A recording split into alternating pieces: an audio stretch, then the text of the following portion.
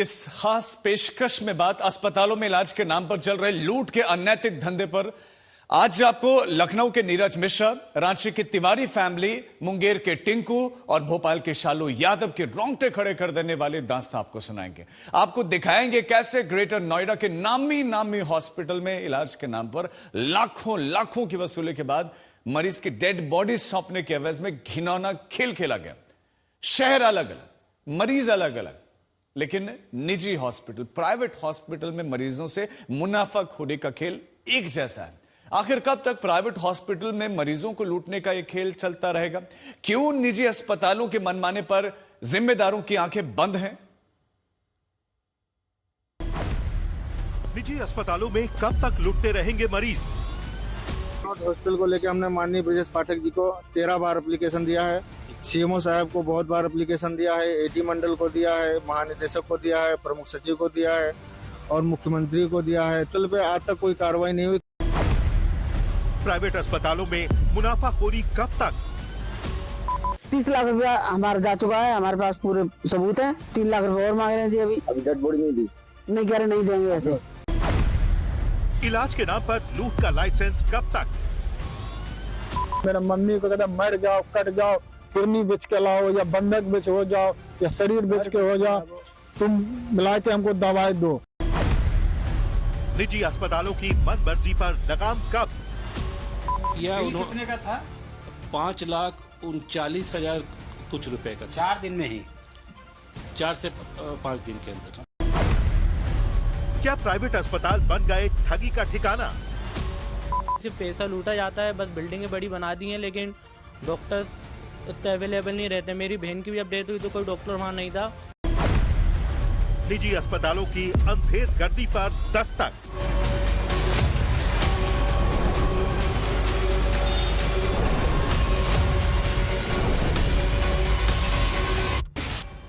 आज उत्तर प्रदेश के स्वास्थ्य मंत्री ब्रजेश पाठक को लखनऊ के नीरज मिश्रा के साथ निजी अस्पताल में हुई अंधेर गर्दी की आपबीती बहुत गौर से सुननी चाहिए। विनोद हॉस्पिटल ने इलाज के नाम पर नीरज की जिंदगी भर की कमाई लूट ली। 10 बार ऑपरेशन किया है, डॉक्टर लोगों ने एक हड्डी है। जिंदगी भर की गाढ़ी कमाई गवाई तो गवाई, हॉस्पिटल में हुई सर्जरी ने नीरज को अपने पैरों पर खड़े होने लायक भी नहीं छोड़ा। विनोद हॉस्पिटल में हुए इलाज ने नीरज की हंसती खेलती जिंदगी को नर्क बना दिया।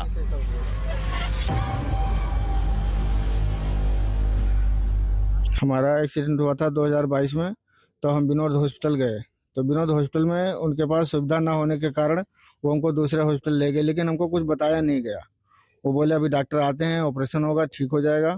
उसके बाद में हमें दूसरे हॉस्पिटल में ले गए और पैसा अपने हॉस्पिटल में जमा किया और आते में तुरंत वापस ले आए। टाँके वाँके हमारे सब खराब कर दिए इन लोगों ने, तोड़ दिए, सब काट दिए सुबह। उसके बाद में ड्रेसिंग करते रहे, घाव ठीक नहीं कर पाए। फिर हमारी 14 दिन के बाद इन्होंने छुट्टी कर दिया। हमारी हालत इतनी ज़्यादा खराब हो गई कि हम कहीं दिखाने के लायक नहीं बचे। लोहिया में गए, हमारा जवाब हो गया, सिविल में गए, हमारा जवाब हो गया। उसके बाद हेल्थ सिटी में गए तो उन लोगों ने, डॉक्टर लोगों ने हमारा 10 बार ऑपरेशन किया है। हमारी हालत इतनी ज़्यादा खराब है कि हम कैसे करें। नीरज का आरोप है कि चंद साल पहले हादसे में वो गंभीर रूप से घायल हो गए थे। इलाज के लिए उन्हें विनोद हॉस्पिटल में एडमिट करवाया गया। अस्पताल प्रशासन ने उन्हें बिना बताए दूसरे अस्पताल में शिफ्ट किया और फिर वापस ले आए।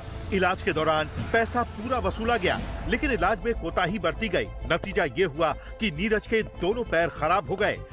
सबसे चौंकाने वाली बात ये कि नीरज ने विनोद अस्पताल के खिलाफ कार्रवाई के लिए हर दरवाजे पर दस्तक दी, लेकिन नतीजा सिफर रहा। आरोप यही है कि सिर्फ कागजी खाना पूर्ति की गई। हॉस्पिटल को लेकर हमने माननीय ब्रजेश पाठक जी को 13 बार एप्लीकेशन दिया है, सीएमओ साहब को बहुत बार एप्लीकेशन दिया है, एडी मंडल को दिया है, महानिदेशक को दिया है, प्रमुख सचिव को दिया है और मुख्यमंत्री को दिया है, थाने पे भी दिया है, मंडल आयुक्त को दिया है। विनोद हॉस्पिटल पे आज तक कोई कार्रवाई नहीं हुई, खाली कागज में उसको बंद दिखाया गया। हॉस्पिटल आज भी चालू है। हालांकि विनोद हॉस्पिटल प्रबंधन अपने ऊपर लगे सभी आरोपों को नकारता आया है। ये तब है जब परिवार कल्याण लखनऊ मंडल की जांच रिपोर्ट में विनोद अस्पताल को नीरज का दोषी माना गया। सवाल यही है कि जिंदगी बचाने वाले अस्पताल जब पैसों के लालच में मरीजों की जिंदगी से खिलवाड़ करते हैं तो बड़ा और कड़ा एक्शन क्यों नहीं होता?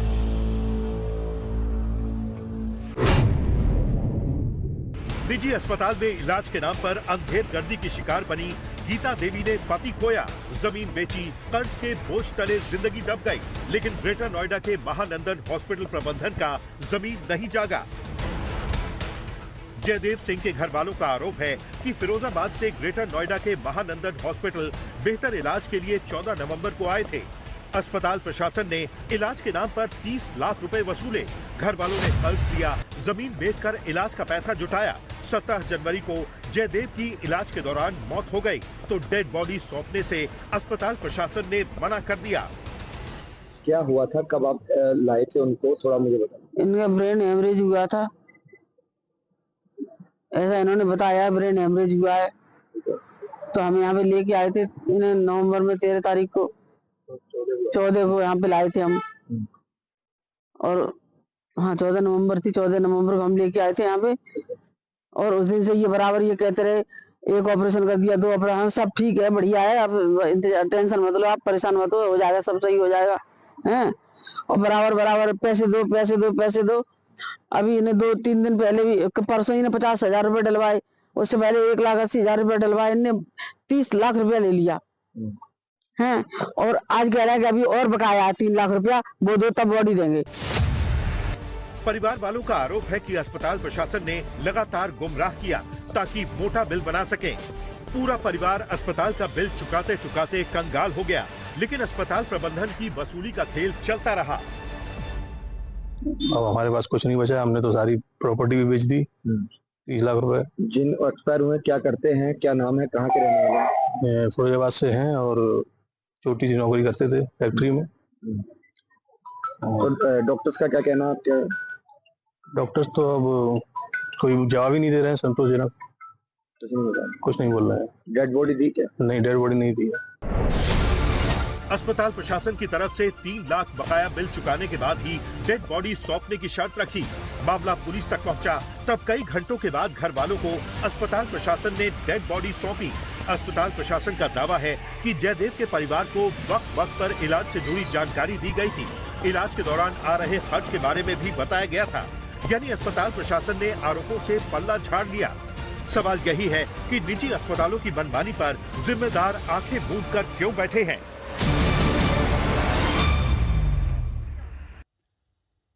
देश की सबसे बड़ी अदालत भी केंद्र सरकार और राज्य सरकारों को निजी अस्पतालों की मनमर्जी पर लगाम लगाने का निर्देश दे चुकी है। कुछ दिन पहले ही केंद्र सरकार ने निजी अस्पतालों के बिलिंग को लेकर नए दिशा निर्देश जारी किए हैं। हर बार कायदे कानून बनते हैं, लेकिन निजी हॉस्पिटल मुनाफाखोरी के चक्कर में उसकी धज्जियां उड़ाने से बाज नहीं आते। प्राइवेट हॉस्पिटल की मनमानी की सबसे बड़ी वजह सरकार की तरफ से जीरो टॉलरेंस की नीति का अभाव है।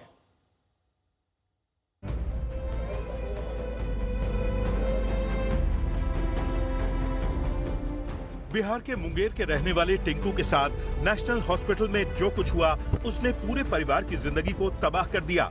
घर में कमाने वाले टिंकू थे, पूरे घर का बोझ सिर पर था। साइकिल पर बर्तन बेचकर 2 जून की रोटी कमाते थे, लेकिन 24 नवंबर को हादसे का शिकार बन गए और उसके बाद नेशनल हॉस्पिटल के डॉक्टरों ने टिंकू को साइकिल चलाने के लायक भी नहीं छोड़ा। मगर वो जो है ना, हमको सुइया तुइया दे के हमको मेरा टांग काट दिया। जब हमको 5 रोज 6 रोज के बाद मेरा होश आया, सब डॉक्टर बैठता था अंदर में आईसीयू में, तब हमको सुनाई पड़ा इतना क्या कि इसको स्टील लग जाता, इसको पटना ले जाता था। मगर हमको पटना नहीं ले गया। उसके बाद क्या हुआ कि वो पैसा कमाने के चक्कर में, बनाने के चक्कर में हमारा टाइम काट दिया। आरोप यही है कि नेशनल हॉस्पिटल में अच्छे सर्जन और सर्जरी का इंतजाम नहीं था। टिंकू का इलाज पटना में संभव था, लेकिन मोटी कमाई के लालच में नेशनल हॉस्पिटल के डॉक्टरों ने टिंकू को जिंदगी भर का दर्द दे दिया। टिंकू का दाहिना पैर काट दिया गया। बेटे की जिंदगी बचाने के लिए महेश साहू ने सब कुछ बेच दिया, कर्ज लिया, यहाँ तक कि लोगों ने चंदा जुटाकर किसी तरह नेशनल हॉस्पिटल को लाखों रुपए चुकाए। लेकिन बेटे का पैर अस्पताल प्रशासन की लापरवाही की भेंट चढ़ गया। बावजूद इसके अस्पताल प्रशासन ने टिंकू को बंधक बनाकर रख लिया। इतना मेरा मम्मी को नर्सरी में ले गया, मेरा मम्मी को कहता मर जाओ, कट जाओ, किडनी बेच के लाओ, या बंधक बेच हो जाओ, या शरीर बेच के हो जाओ। तुम मिला के हमको दवाई दो, 20,000 25,000 का सुबह, 20,000 25,000 का दवाई ला के उसको देता। करीब 4 लाख रुपया खर्चा हमको वहाँ नेशनल में हो गया, ठीक है सर। और उसके बाद में जो है 2,90,000 रुपया कहा कि जो है आप घर बेच के लाइए, तब ये जो है आपका लड़का टिंकू साथ छूटेगा। थक हार कर महेश साहू ने अस्पताल प्रशासन के खिलाफ स्थानीय थाने का रुख किया, लेकिन इंसाफ नहीं मिला। महेश साहू ने जब मुंगेर के डीएम निखिल को अपनी आप बीती सुनाई, तब कहीं जाकर पैर गवा चुके बेटे को अस्पताल से रिहाई मिली। तो हमारे आदेश पे जो जांच टीम वहाँ पे गई, सबसे पहले तो हम लोगों ने उनको वहाँ से मुक्त करा करके सदर अस्पताल में उनको एडमिट कराया। उसके बाद जब चीज़ों की हम लोगों ने गहराई से जांच की तो बहुत सारी अनियमितताएं सामने आई। तो वही क्लिनिकल एस्टेब्लिशमेंट एक्ट में जो पावर्स हैं, तो उसको यूज करते हुए हम लोगों ने विशेष कार्रवाई की उन पर। सवाल यही है कि सरकारी अस्पतालों में इलाज मिलता नहीं, डॉक्टर बैठते नहीं और निजी अस्पतालों में मरीजों को लूटने का खुला खेल चल रहा है। यही वजह है कि मरीज के हक पर डाका डाला जा रहा है और प्राइवेट अस्पताल नोट छापने की मशीन बन चुके हैं। रांची में रहने वाले तिवारी परिवार की कहानी भी जुदा नहीं है। बीआर तिवारी अब इस दुनिया में नहीं है और उनके परिवार ने नामी पारस अस्पताल पर गंभीर आरोप लगाए हैं।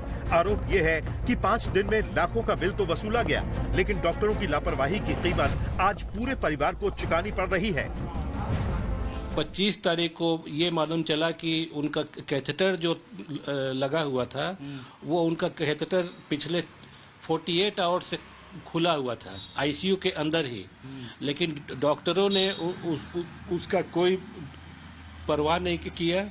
इस कारण से उनका जो यूरिन था अंदर ही अंदर इन्फेक्शन इतना ज़्यादा उनको बढ़ गया उस कारण से कि उसके बाद वो रिकवर नहीं कर पाए। बीते साल मई महीने में बीआर तिवारी को पारस अस्पताल में दाखिल करवाया गया। 4 से 5 दिन में 5,39,000 का बिल वसूला गया।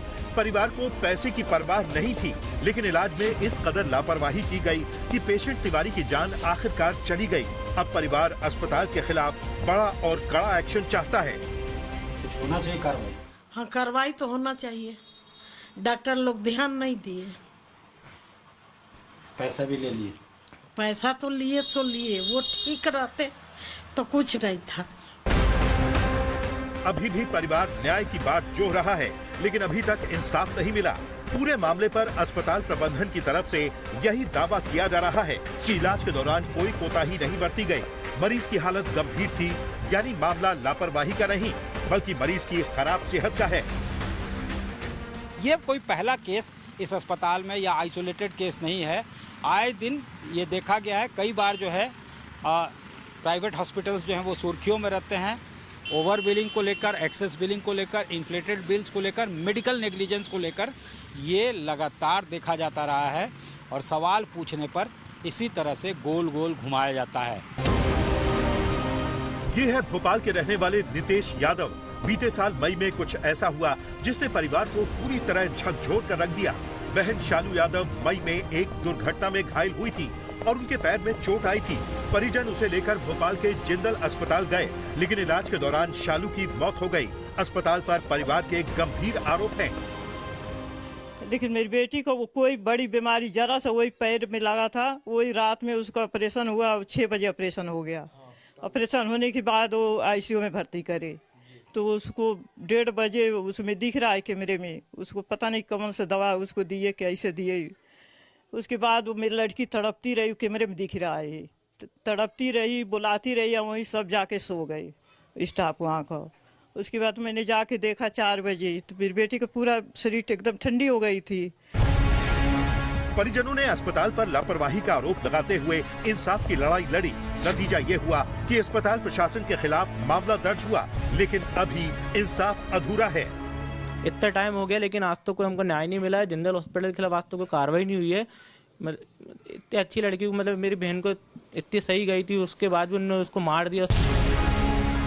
मामले की जांच चल रही है और अस्पताल प्रशासन खुद को बेकसूर बता रहा है। ऐसे में निजी अस्पतालों की विश्वसनीयता और पारदर्शिता पर सवाल उठता है, क्योंकि निजी अस्पतालों की मुनाफाखोरी अब लाइलाज बीमारी बनती जा रही है।